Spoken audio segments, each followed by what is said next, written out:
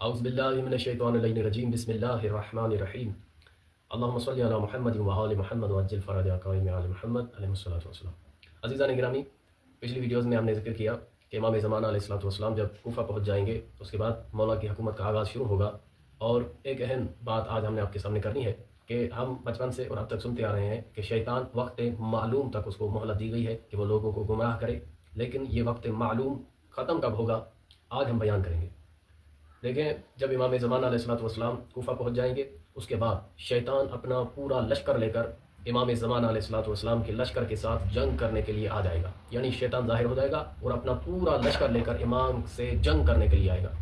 جب جنگ کرنے کے لیے آئے گا، تاریخ لکھتی ہے کہ اتنی شدید قسم کی جنگ ہوگی کہ امام زمانہ علیہ الصلوۃ والسلام کا لشکر لڑکھڑا رہا ہوگا اور امام زمانہ علیہ الصلوۃ والسلام کے لشکر کے قدم جو ہیں دریائے فرات کی طرف یعنی پیچھے ہٹ رہے ہوں گے۔ یعنی اتنی شدید قسم کی جنگ ہوگی۔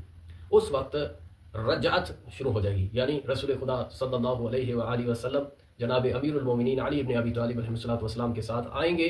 رسول خدا کے ہاتھ میں تلوار ہوگی۔ جیسے ہی شیطان رسول خدا کو دیکھیں گے تو اس وقت شیطان جو ہے وہ مایوس ہو جائیں گے۔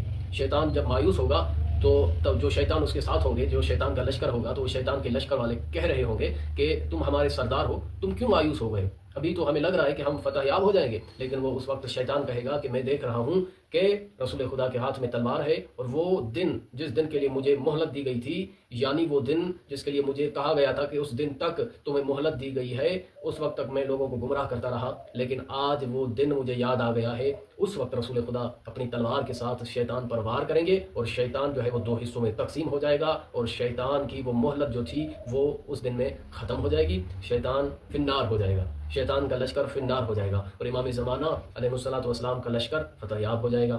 یعنی یہ شیطان جو ہے امام زمانہ علیہ الصلوۃ والسلام کے ظہور کے بعد جنگ کرنے کے بعد شیطان فی النار ہو جائے گا، اور شیطان کا جو دن وقت معلوم اسے دیا گیا ہے وہ دن ختم ہو جائے گا۔ یعنی آپ تمام مومنین کے لیے یہ کتنی خوش نصیبی ہوگی کہ آپ امام زمانہ علیہ الصلوۃ والسلام کے لشکر میں ہوں گے، اور اس وقت شیطان کا قتل ہو جائے گا، شیطان اس دنیا سے ختم ہو جائے گا، شیطانیت بھی ختم ہو جائے گی، اور اس وقت فقط اور فقط امام زمانہ علیہ الصلوۃ والسلام کی حکومت ہوگی۔ ملتے ہیں انشاءاللہ اگلی نشست میں۔ وآخر دعوانا ان الحمد للہ رب العالمین۔